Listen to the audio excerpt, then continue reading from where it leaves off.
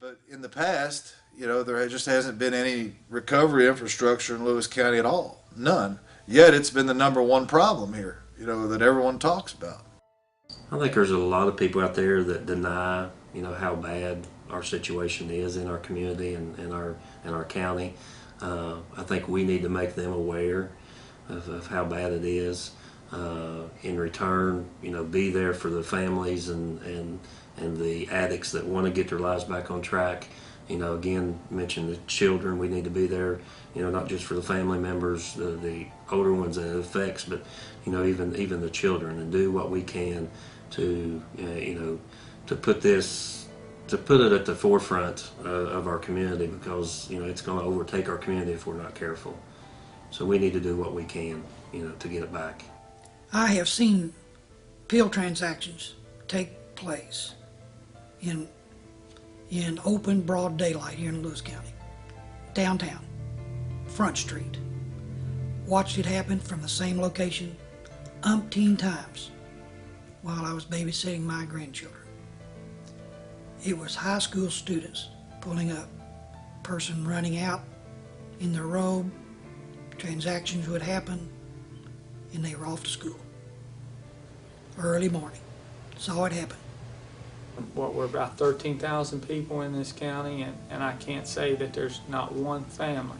I haven't found one yet that says they don't have a cousin, an uncle, a mother, a brother who's not dealing with this direct issue. So I would think that the support there and the understanding to get something done is there. It has greatly affected our community. I don't know a family that's not been affected by this epidemic. It's hit here. It's not only here. It's everywhere. But it's in our community, whether we want to believe that or not. But it's here, and it's something we've got to face. I started my law enforcement career in 1997. At that time, I don't think we was facing a drug epidemic like we are today.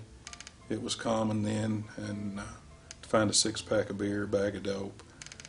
Obviously today we're dealing with syringes, crack pipes, and more importantly, an individual that is violent and is willing to do whatever it takes to keep feeding this addiction, whether that be to harm someone, harm law enforcement.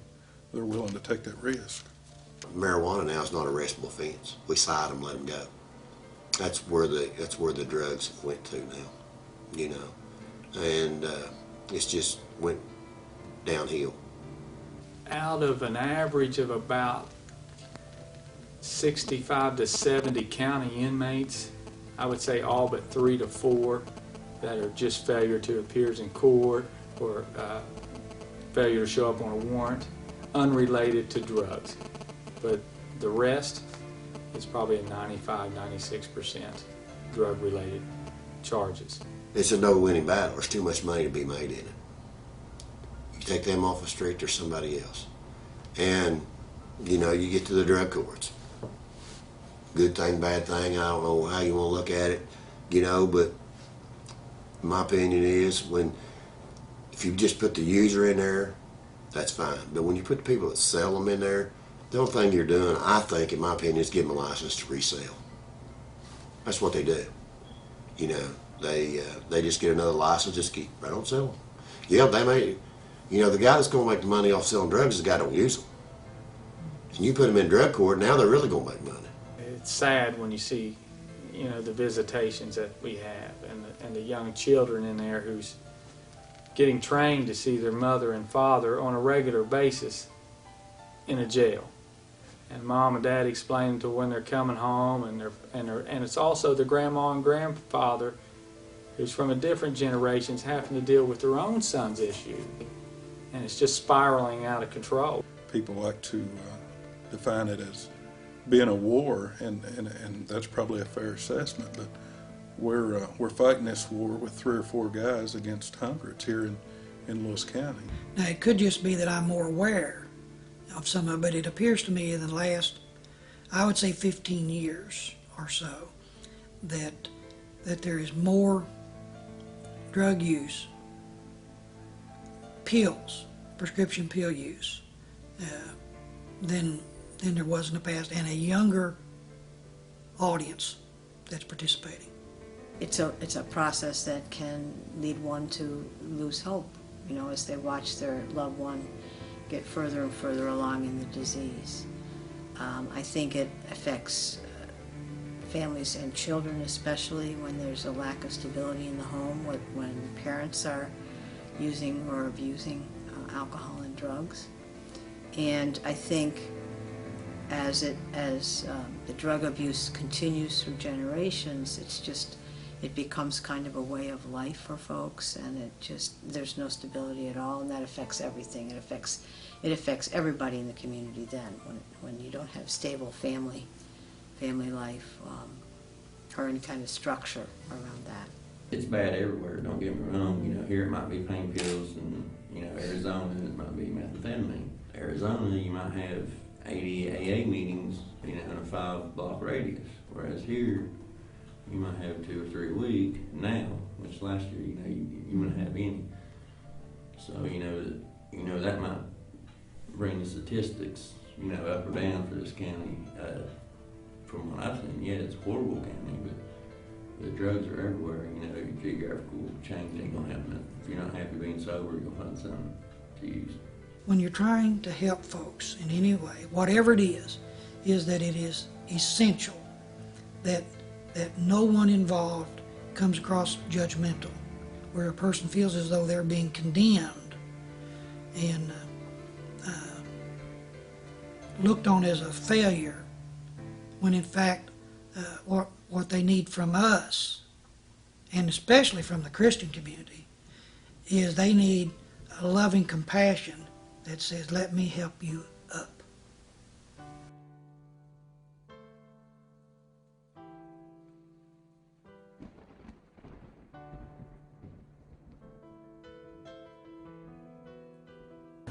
Everything starts at home, and so just talk to your children about it, and make them aware of the dangers of it, and don't be afraid to call law enforcement or someone to talk about concerns with your child. It's not that we're going to run out and arrest them or anything of that nature, but if we can, you know, head it off before it gets serious, then that, by all means, that's what we're here to do. When I wanted to get help, there's no help. I tried to get into rehab. I mean, I literally got the phone book and called every place I could, told them my story, and they're all like, got a medical card? No. You got $10,000? No. We can't help you. I mean, I literally begged and pleaded. I said, look, I'm going to die if I don't get help. And it was just like a joke. But when you saw the need and that it's genuine, and when you see the scope of it, and you have to realize, whether it's with the children or with drugs and alcohol, you're never going to combat it to the point that there is not a problem, that there'll not be something you've got to constantly work at.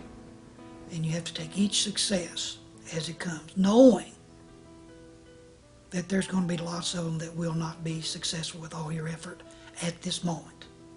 These are our neighbors. This is someone's child. This is someone's mother. This is someone's father.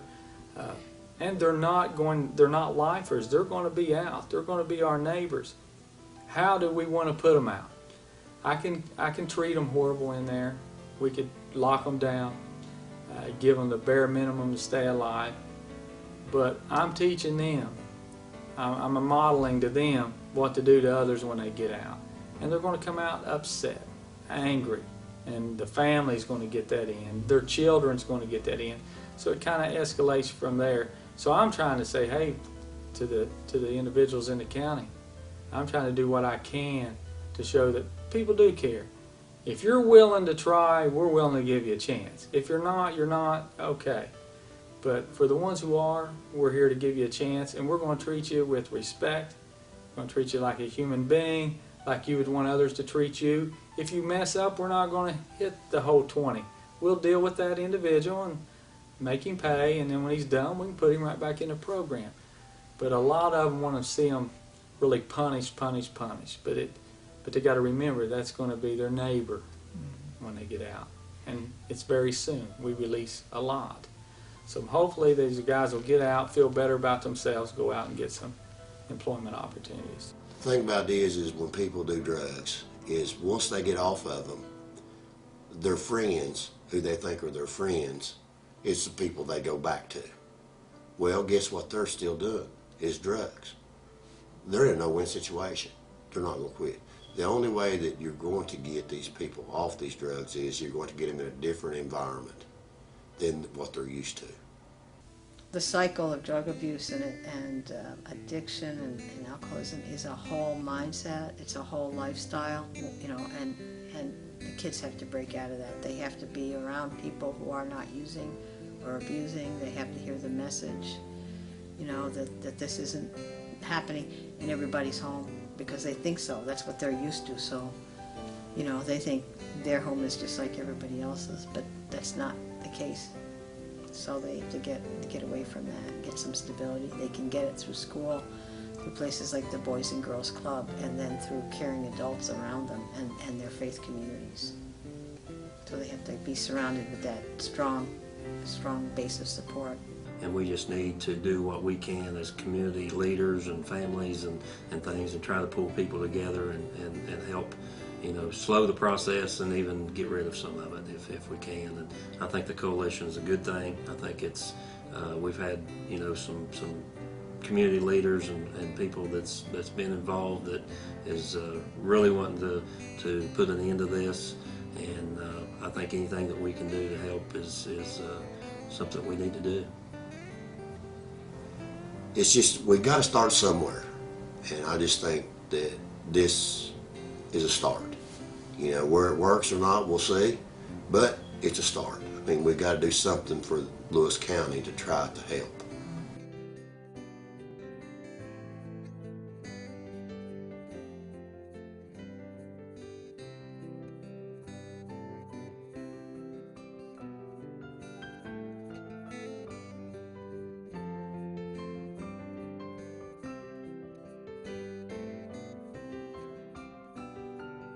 A lot of people don't get a second chance, and I got my second chance.